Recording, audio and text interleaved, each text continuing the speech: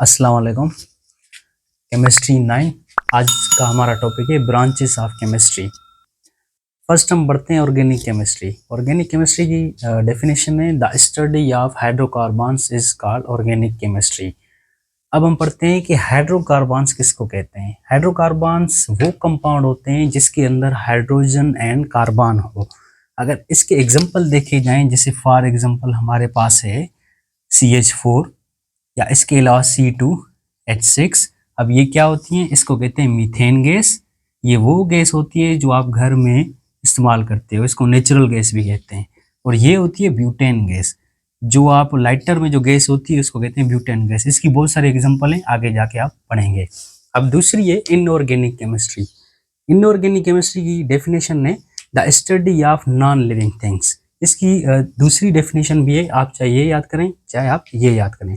The study of all elements except hydrocarbons. Hydrocarbons के अलावा जितने भी एलिमेंट्स होते हैं वो सारे हम इनऑर्गेनिक केमिस्ट्री में पढ़ते हैं। अब इसका एग्जांपल देखा जाए, जैसे फॉर एग्जांपल हमारे पास मेटल हो गए, मेटल्स या नॉन मेटल्स, ये इनकी जो स्टडी होती है वो हम इनऑर्गेनिक केमिस्ट्री में पढ़ते हैं। अब आते हैं तीसरे नंबर पर बायोकेमिस्ट्री। बायोकेमिस्ट्री हम कहते हैं the study of living things.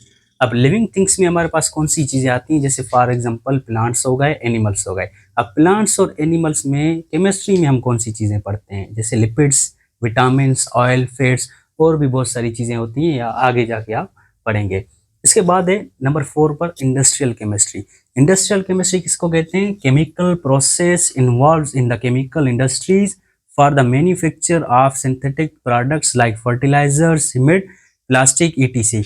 Industrial chemistry word से जाहिर है इंडस्ट्रियल, वो प्रोडक्ट जो इंडस्ट्री में तैयार किए जाते हैं। अब वो प्रोडक्ट कौन से होते हैं? जैसे फर्टिलाइजर, सीमेंट, प्लास्टिक और भी बहुत सारे प्रोसेस होते हैं। इसके बाद है मेडिसिनल केमिस्ट्री। अब वर्ड से आप समझ सकते हैं मेडिसिन कि वो स्टडी जो जिसमें हम मेडिसिन के बारे में पढ़ते हैं। फार्माकोलॉजी मेडिसिन को कहते हैं, ड्रग्स भी मेडिसिन को कहते हैं। पाकिस्तान में होता है मेडिकल स्टोर और फॉरेन में होते हैं drugs store. And pharmaceutical agents, agents क्या होते हैं? एजेंट हमको उनको कहते हैं जो केमिकल रिएक्शन को तेज कराते हैं, ये दवाई बनाने के लिए इस्तेमाल किए जाते हैं। अब आते हैं अगले टॉपिक पे, मेटर। मेटर हम पहले भी पढ़ के आए, दोबारा पढ़ते हैं। मेटर किसको कहते हैं? Anything which has mass and occupy space is called matter. Matter कहते हैं मादे को। मादा क्या होता है? वो चीज जो वजन रखे और जगह घेरे उसको कहते हैं मादा। अब मादे की होती है हालत, जिसको कहते हैं states, solid, liquid, gas and plasma. इससे पहले आप साइंस में 3 स्टेट्स पढ़ते आ रहे हैं गैस तक।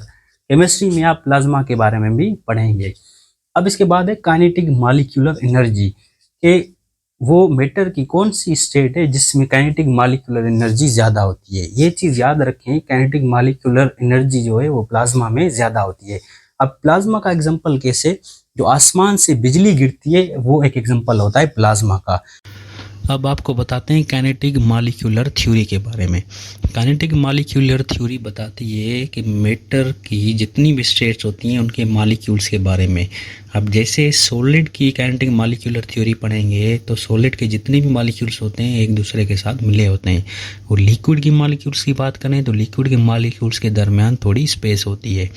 अगर गैस के मॉलिक्यूल्स की बात करें तो गैस के मॉलिक्यूल्स के दरमियान बहुत ज़्यादा स्पेस होता है।